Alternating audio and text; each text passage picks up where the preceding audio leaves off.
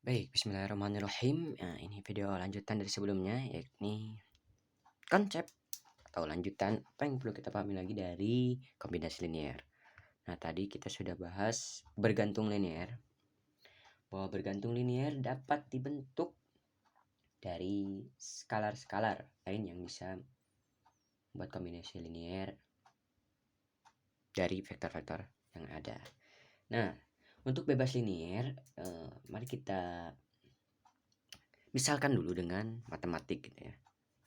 Nah, misalkan ada vektor, kita tulis saja ya. Vektor A1, A2, A3 sampai AN. Nah, dalam ruang vektor. Ya, masih kaitannya pasti dengan ruang vektor. Dalam ruang vektor, misalnya dalam ruang vektor A. Nah, ini disebut bebas linear, disebut bebas linear.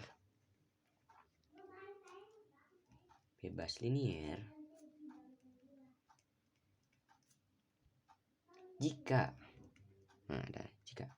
jika ada satu skalar, kita coba skalarnya mungkin dengan huruf D ya.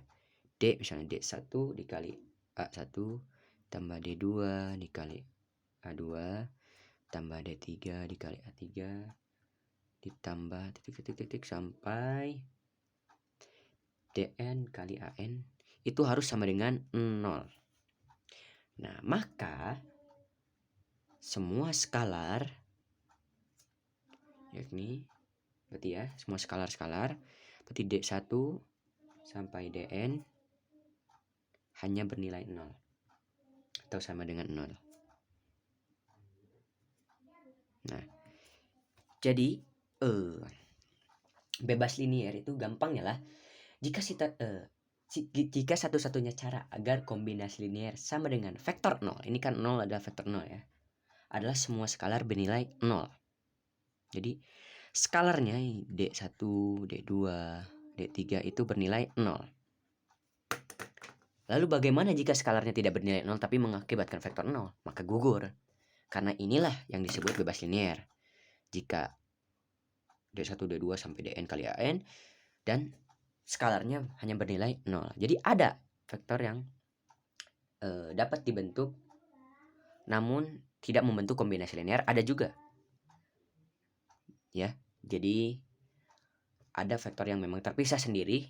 Misalnya kan, jadi kalau misalnya A1 ini dipisah, itu tidak bisa dijadikan kombinasi linear dari A2, A3 dan seterusnya. Sehingga itulah konsep bebas linear. Jika tadi bergantung linear adalah pilihan skalar ya, pilihan skalarnya banyak dan bergantung pada vektor-vektor lainnya. Sedangkan bebas linear ini satu-satunya cara untuk bernilai 0, maka semua skalarnya hanya bernilai 0. Itu.